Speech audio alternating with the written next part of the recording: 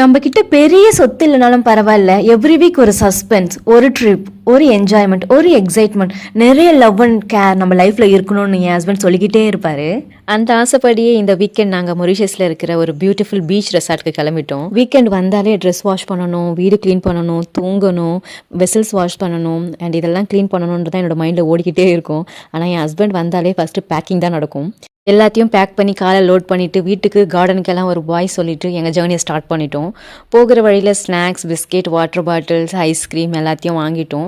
Drive பண்ணிவிட்டு போகும்போது 2 சைட்லேயும் பச்சை பசேல்னு இருக்கிற மரங்கள், பெரிய பெரிய மலைகள், அது மட்டும் இல்லாமல் அங்கே கரும்பு தோட்டங்கள், எங்கே பார்த்தாலும் கரும்பு தோட்டம் அவ்வளோ அழகாக இருக்கும். இப்போ என்னோடய மாமா சொன்னார், அந்த லெஃப்ட் சைடில் இருக்குது பார்த்தீங்களா அந்த பெரிய மலை, அதை பார்க்குறதுக்கே ஒரு புத்தர் உட்காந்து தியானம் பண்ணிகிட்டு இருக்க மாதிரி இருக்கும். அந்த மலையோட கழுத்து வரலும் போயிருக்கேன், அந்த மலையோட உச்சி வரல நான் போயிருக்கேன் அப்படின்னு சொன்னார். அதெல்லாம் பார்க்கும் போதே எனக்கு ஒரு வியப்பாக இருந்தது.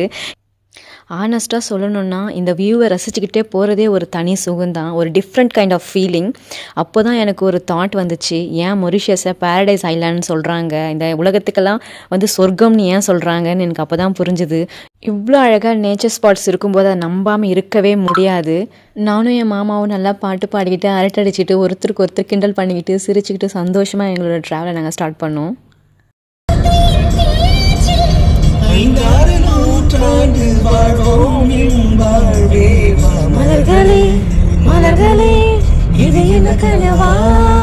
வாரம் முழுக்க வேலை செஞ்சுட்டு வீக்கெண்டில் நமக்கு பிடிச்ச ஒரு பர்சன் கூட டைம் ஸ்பெண்ட் பண்ணுறது அப்படின்றது நம்ம லைஃப்பில் கிடைக்கிற ஒரு பிக்கெஸ்ட் ஹாப்பினஸ்ன்னு நான் ஃபீல் பண்ணுறேன். இப்போ அப்படியே ரெசார்ட்டுக்கு போனதும் ஆரஞ்சு ஜூஸ் கொடுத்து வெல்கம் பண்ணாங்க.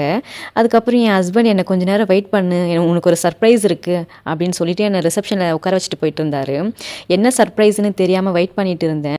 என் மாமா கண்ணை மூடி என்னை கூட்டிகிட்டு வந்து அந்த சர்ப்ரைஸை காமிச்சார். உண்மையால் அது பெரிய சர்ப்ரைஸ் தாங்க என் லைஃப்க்கு. ஏன்னா ஒவ்வொரு முறை அவர் லவ் யூ லவ்னு சொல்லும் போது நான் வானத்தில் பறக்கிறேன். என்னை இந்த அளவுக்கு ஒரு மனுஷன் நேசிக்க முடியுமா, இந்த அளவுக்கு லவ் காட்ட முடியுமா எனக்கு அப்படின்னு நான் ஆச்சரியப்படுறேன். நான் கடவுள்கிட்ட இந்த நொடி வேண்டிக்கிறது ஒன்று தான், இதே காதல் என் மேலே கடைசி வரை இருக்கணும்னு நான் வேண்டிக்கிறேன்.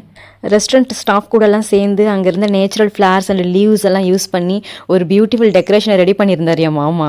ஆர்டிஃபிஷியல் ஃப்ளவர்ஸ் எதுவுமே இல்லை, அதில் கடையில் கொடுத்தும் எந்த ஃப்ளவர்ஸுமே அவர் வாங்கலை. லாஸ்ட் வீக் நான் பண்ண அதே சர்ப்ரைஸ் எனக்கு கொடுத்துருந்தாரு.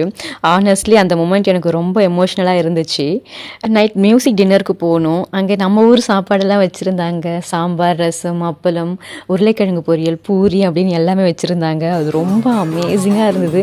இது எல்லாம் விட அங்கே வேறு லெவலில் இருந்தது அங்கே நடந்த செகா டான்ஸ் பர்ஃபார்மன்ஸ் தான்.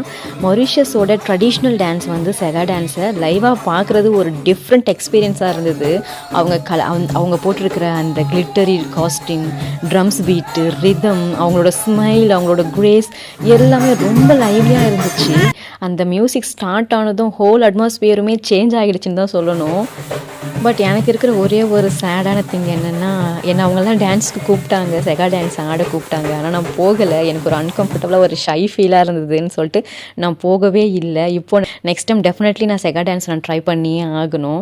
லாஸ்ட்டாக எல்லாரும் டான்ஸ் ஆடி என்ஜாய் பண்ணிவிட்டு அங்கே ஒரு சிஸ்டருக்கு பர்த்டே, ஸோ அந்த மூமெண்ட்டையும் நாங்கள் என்ஜாய் பண்ணணுன்றதுக்காக எல்லோரும் கைத்தட்டி டான்ஸ் ஆடி பாட்டு பாடி அவங்களை என்கரேஜ் பண்ணிட்டு இருந்தோம். ரிலாக்ஸாக தூங்கி எழுந்து next day early morning breakfast முடிச்சுட்டு பீச் சைடில் வாக் போயிட்டு கொஞ்சம் நேரம் ரிலாக்ஸ் பண்ணி ஃபோட்டோஸ், வீடியோஸ் எடுத்துகிட்டு ஹார்ட் ஃபுல் ஆஃப் மெமரிஸோட வீட்டுக்கு கிளம்பிட்டோம்.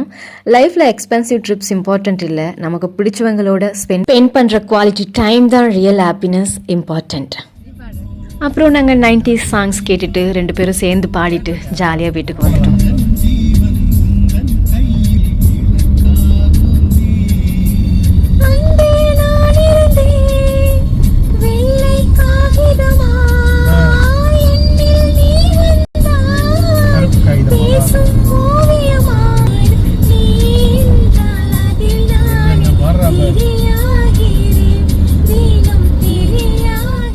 See you dears in the next video. Bye bye. Take care. Have a nice day ahead.